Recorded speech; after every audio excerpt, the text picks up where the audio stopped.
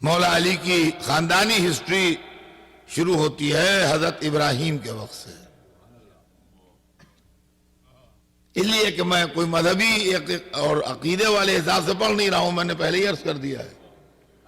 تو جب زندگی کو زندگی کی طرح دیکھا جاتا ہے تو کہتے ہیں کہ فیملی میں جیسے لوگ گزرتے ہیں تو نسلوں کے اوپر اس کے اثرات پڑتے ہیں، وہ تصویریں بنتی ہیں۔ تو حضرت علی کے بزرگوں میں جو سب سے بڑے دادا تھے ان کے جد امجد، وہ حضرت ابراہیم خلیل اللہ تھے۔ وہ حضرت ابراہیم خلیل اللہ تھے جو اولو العزم نبی تھے، ان کو اللہ نے صحیفے عطا فرمائے تھے، ان کو اللہ نے شریعت دی تھی، اور وہ اللہ کے بڑے خاص بندے تھے، اور پھر امتحان دے کے وہ امامت کے مرتبے تک پہنچے تھے۔ فرمایا آپ نے؟ ہاں، امتحان دے کے امامت کے مرتبے تک پہنچے تھے۔ امامت کا مطلب ہوتا ہے قیادت، امامت کا مطلب قیادت، لیڈرشپ۔ حضرت ابراہیم کے 3 امتحان ہوئے تھے، اور جب تینوں امتحان وہ پاس کر چکے تو امام بنائے گئے۔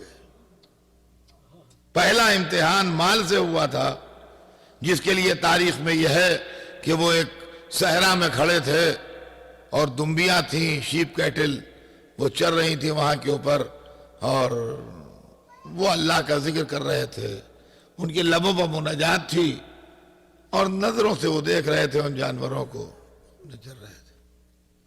اور ایک دفعہ انہوں نے صحرا میں محسوس کیا کہ کوئی اور ہے ان کے علاوہ بھی وہاں، اور جو انہوں نے مڑ کے دیکھا تو ایک بڑا حسین خوبصورت نوجوان، بہت ہی خوبصورت تھا وہ آدمی، وہ کھڑا ہے، وہ آسمان کو دیکھ رہا ہے بڑے والہانہ انداز میں۔ اور اس کے بعد دیکھتے دیکھتے ایک دفعہ اس نے ایک آواز دی، سبوح قدوس رب الملائکۃ والروح، اور ایسی آواز تھی اس کی، اور ایسا انداز تھا، اور ایسا پکارنے کا طریقہ تھا کہ ایسا لگا جیسے صحرا کے ذرے ذرے سے آواز آ رہی ہے، اور دل کھچ رہے ہیں۔ تو حضرت ابراہیم بہت متاثر ہوئے اس کی آواز سے، اور بہت پسند آئی اس کی تسبیح، تو اس کے پاس گئے اور کہنے لگے، بھائی کیا تو میرے رب کو پکار رہا ہے، میرے اللہ کو پکار رہا ہے؟ اور اس نے کہا، بے شک، اس کے علاوہ اور کون اس لائق ہے کہ پکارا جائے، اسی کو پکار رہا ہوں۔ کہا، واہ سبحان اللہ، کیا آواز ہے تیری، اور کیا انداز ہے تیرا، اور کیا طریقہ ہے، اور کیا کشش ہے تیری آواز میں اور لہجے میں۔ بھائی دل بھرا نہیں، یہ جو گلہ چل رہا ہے یہ میرے ہی ہے، سب اس کا مالک میں ہوں، میں آدھا تجھے دے دوں گا، ایک دفعہ اور پکار دے۔ اس نے ایک دفعہ اور پکار دیا اسی کیف میں۔ ابراہیم کا ذوق ذکر خدا اور بڑھا، کہنے لگے، بھائی بہت عمدہ انداز ہے تیرا، ارے وہ بھی آدھا تو ہی لیتا ہے، ایک دفعہ اور پکار دیا۔ ایسا اس نے ایک دفعہ اور پکار دیا۔ اب گلہ تو پورا دے دیا اس کو، مگر ذوق کم نہیں ہوا۔ کچھ سوچتے رہے، اس کے بعد کہنے لگے، بھائی سنو، ایک بات میں سوچ رہا ہوں، اس کی دیکھ بھال کے لیے بھی تمہیں ایک آدمی چاہیے ہوگا۔ انہوں نے کہا، چاہیے تو ہوگا۔ تو کہا، بھائی میں ہی خدمت کروں گا زندگی بھر تمہاری، ایک دفعہ اور پکار دو۔ اس نے ایک دفعہ اور پکار دیا۔ یہ سر جھکا کے اس کے پاس کھڑے ہو گئے، کہنے لگے، بھائی ہم وعدے سے مکرنے والے لوگ نہیں ہیں، جو کہا ہے وہ پورا کریں گے۔ لیکن اس سے ایک بات کا اندازہ لگائیے کہ یہ سنت ابراہیمی ہے کہ جس سے محبت ہوتی ہے اس کا نام بار بار سننے کو دل چاہتا ہے۔ اب نعرہ حیدری کی وجہ نہ پوچھئے کیا ہے۔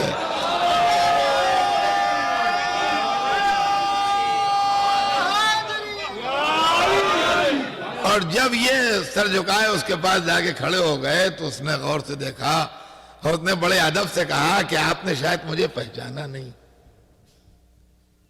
ان کا، کون ہے آپ؟ ان کا، جی میں بھلا آپ کی جان لے کے کیا کروں گا، اور آپ کا مال لے کے کیا کروں گا، اور میری کیا مجال جو آپ سے خدمت لوں؟ میں جبرائیل ہوں، خدا نے مجھے بھیجا تھا اس امتحان کے لیے کہ آپ کو مال زیادہ پیارا ہے کہ اللہ. مبارکباد قبول کیجئے، آپ امتحان میں پاس ہو گئے. آپ نے ثابت کر دیا کہ آپ کو مال نہیں پیارا ہے، اللہ پیارا ہے.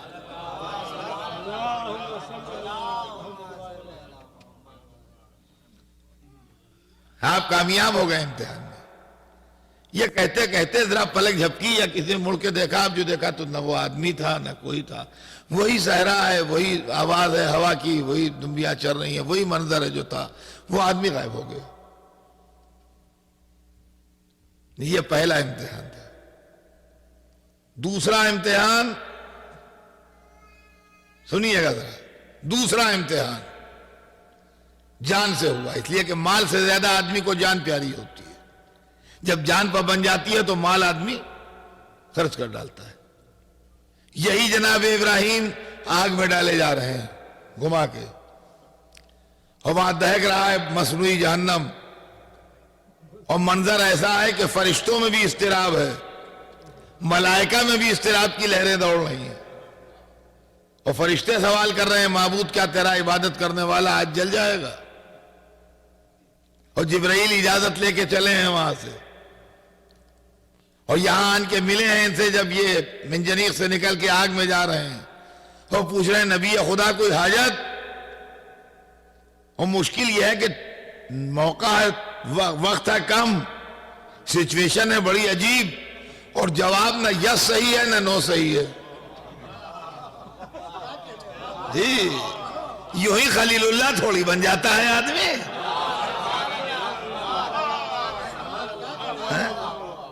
یوں ہی ایسے بن جائیں تو ہم سب خلیل اللہ ہو جائیں. جی ہاں، آگ میں ڈالا جا رہا ہے، ہاتھ پاؤں بندھے ہوئے ہیں، اور وہاں جہنم دہک رہا ہے، اور جبرائیل پوچھ رہے ہیں کوئی ضرورت ہے؟ اور جواب نہ ہاں صحیح ہے نہ نہیں صحیح ہے. دونوں جواب، ہاں کہہ دیں تب بھی فیل ہو گئے امتحان میں، اور نہیں کہہ دیں تب بھی فیل ہو گئے. کہیں کیا؟ اس لیے کہ اگر ہاں کہہ دیں تو اللہ کی دوستی کا دعویٰ اور جبرائیل سے کہہ رہے ہو، اور اگر نہیں کہہ دیں تو بندے ہو کہہ رہے ہو کوئی حاجت نہیں.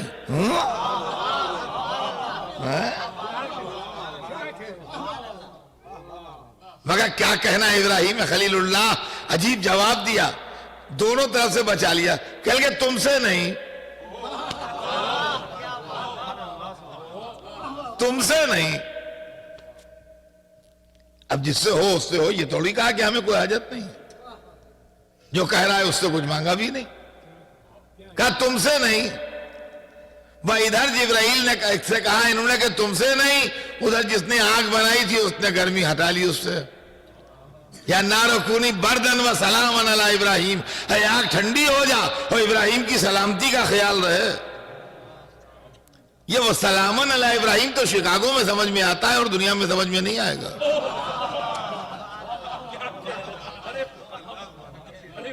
ہاں، یہ وہ سلامن علی ابراہیم کا ٹکڑا سمجھنا ہے تو شکاگو آئیے، جہاں ٹمپریچر مائنس میں جاتا رہتا ہے نیچے. یا نارو کونی بردن ہے، آگ ٹھنڈی ہو جا. کتنی ٹھنڈی ہو؟ -50 میں چلی جائے، -100 میں چلی جائے تو کب جیے گا آدمی -100 میں؟ وَسَلَامًا عَلَىٰ ابراہیم، اتنی ٹھنڈی ہو کہ زندگی ابراہیم کی باقی رہے. اے بھائی جیسے آگ میں جل کے مر جاتا ہے ویسے سردی میں اکڑ کے بھی تو آدمی مر جاتا ہے. -50 میں کسی کو ڈال دیجئے، زیادہ دیر میں سب جب جمع کے قصہ ختم ہو جائے گا اس کا. کہاں زندہ رہے گا؟ تو ٹھنڈک تو ہے مگر اتنی ٹھنڈک ہے کہ ٹھنڈک نے مار ڈالا.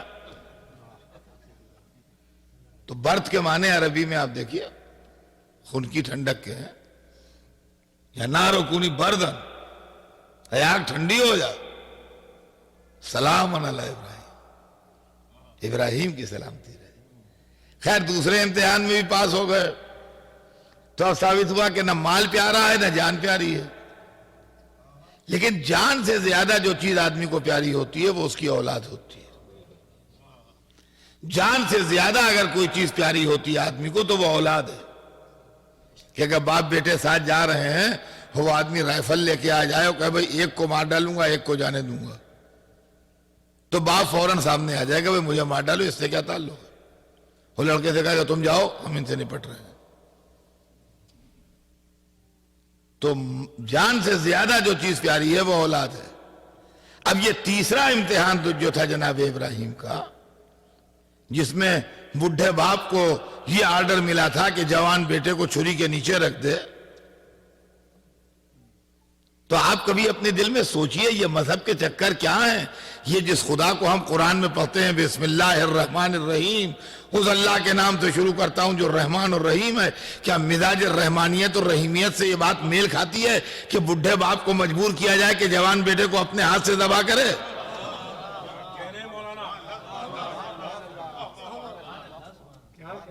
کیا ایسے مجبور کرنے والے کو رحمان اور رحیم کہا جائے گا؟ اب سوچئے کہ اپنے ہاتھ سے اپنے بیٹے کا گلا کاٹو. تو عزیزان گرامی یہ بات نہیں تھی وہاں گلا ولا کٹوانے کا معاملہ نہیں تھا. وہاں معاملہ یہ تھا کہ محبت تل رہی تھی. ہم زیادہ پیارے ہیں کہ اللہ زیادہ پیارا ہے؟ ہم زیادہ پیارے کہ اولاد زیادہ پیاری؟ یہ بتاؤ. یہ امتحان ہے. اس کے اندر آپ رحمانیت اور رحیمیت پر شبہ نہ کیجئے. جیسے بچہ ہر ایک چیز استاد سے پوچھتا ہے، استاد بتاتا ہے، بڑا شفیق استاد ہے، مگر امتحان میں پوچھے گا تھوڑی بتائے گا. تو استاد کے شفیق ہونے پر شبہ نہ کیجئے، یہ منزل امتحان ہے. ہاں، سال بھر اسی نے پڑھایا ہے آپ کو، ہر چیز بتائی ہے، لیکن انویجیلیشن میں وہ ٹہل رہا ہے تو اب تھوڑی بتائے گا. اس وقت نہ اس کو بتانا زیب دیتا ہے، نہ آپ کو پوچھنا زیب دیتا ہے. آپ جو لوگ کہتے ہیں صاحب یہ صاحب کیا امتحان کے 3 گھنٹے جو ہوتے ہیں اس کا حساب الگ ہوتا ہے، باقی زندگی کا حساب الگ ہوتا ہے. 3 گھنٹے 2.5 گھنٹے مطلب جتنی دیر بھی امتحان کا جو پیریڈ ہے اس کے قانون الگ ہیں اور باقی قانون الگ ہیں زندگی کے. 2 ساتھ میں پڑھتے ہیں لڑکے بیٹھے جوائنٹ اسٹڈی کر رہے ہیں، کیا بری بات ہے؟ بالکل ٹھیک بات ہے. ساتھ میں پڑھتے ہیں جوائنٹ اسٹڈی کر رہے ہیں بیٹھے ہوئے، لیکن امتحان جتنی دیر ہو رہا ہے اسی میں 2 لڑکے بیٹھے باتیں کر رہے ہیں. یہ انفیئر مینز میں شمار ہوتا ہے. یہ انفیئر مینز جو ہوتے ہیں امتحان میں جاتے ہیں لڑکے بک ہو جاتے ہیں، 2 سال 3 سال کے لیے چلے جاتے ہیں. تو ایک خاص اصطلاح ایگزامینیشن کی UFM، تو وہ یہی ہے. سب کتاب لڑکے کے طالب علم کے پاس سے کتاب نکلی تو کتاب نکلنا کیا بری بات ہے؟ طالب علم کا کتاب ہونا چاہیے. لیکن امتحان حال میں کتاب نکلی اس کی جیب سے، انفیئر. ماں باپ بزرگ پڑھے لکھے ہیں، فیملی پڑھی لکھی ہے، لڑکے کو پڑھاتے ہیں، کوچ کرتے ہیں، بتاتے ہیں، بہت عمدہ بات ہے، ہونا چاہیے، ضرور ہونا چاہیے. جو پڑھے لکھے ماں باپ ہیں اپنے بچوں کو پڑھائیں، ان کو کوچ کریں. لیکن امتحان میں پہنچ جائیں بتانے کے لیے، ارے بڑی ہائے ہو جائے گی، ارے آپ کو کیا ہو گیا، لڑکے کو امتحان دینے دیئے. عزیزان گرامی زندگی سے مذہب کو سمجھیے، خواہ مخواہ کے اعتراض کرنے والوں میں نہ جائیے.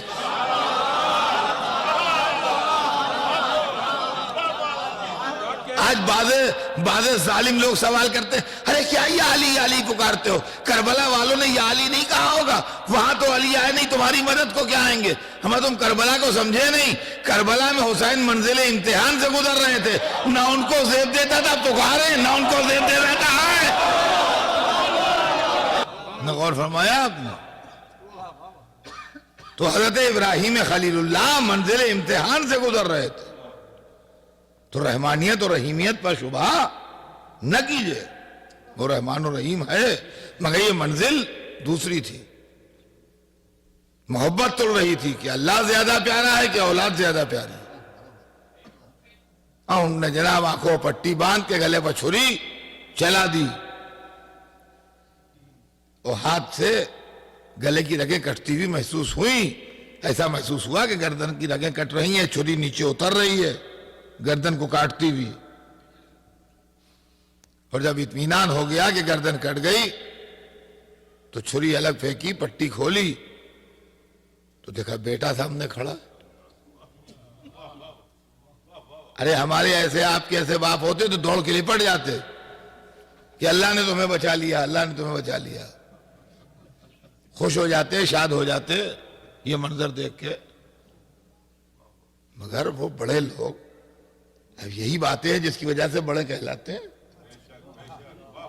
وہ بیٹے کے گلے جا کے لپٹے نہیں، وہ رونے لگے، وہ اللہ کی بارگاہ میں مناجات کرنے لگے، معبود کیا میری نیت میں کوئی کمزوری تھی، کوئی خامی تھی جو میرا ہدیہ رد ہو گیا؟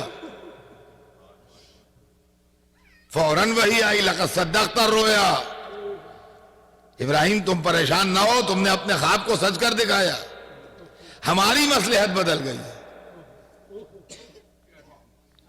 ہم نے اب یہ طے کیا ہے کہ اب اس نسل میں ذبح عظیم ہوگا، اب اس نسل میں ذبح عظیم ہوگا۔ اب یہ ہم نے آخر والوں میں چھوڑ دیا معاملہ، قرآن میں سب لکھا ہوا ہے اور فرمایا آپ نے۔ تو عزیزان گرامی، اب جا کے جب یہ تیسرے امتحان میں بھی کامیاب ہوئے تو ارشاد ہوا کہ انی جاعلک للناس اماما، ہم نے تم کو انسانوں کا امام بنا دیا۔ تو معلوم ہے کہ علی جس خاندان سے ہیں ان کے بزرگ جو اعلیٰ بزرگ تھے انہوں نے امتحان پاس کیے، اور جب امتحان ابدیت میں آخری امتحان میں بھی کامیاب ہو گئے تو امام بنے۔ تو اب یہ بھی معلوم ہو گیا کہ قربانیاں دے کے کوئی امام بنتا ہے۔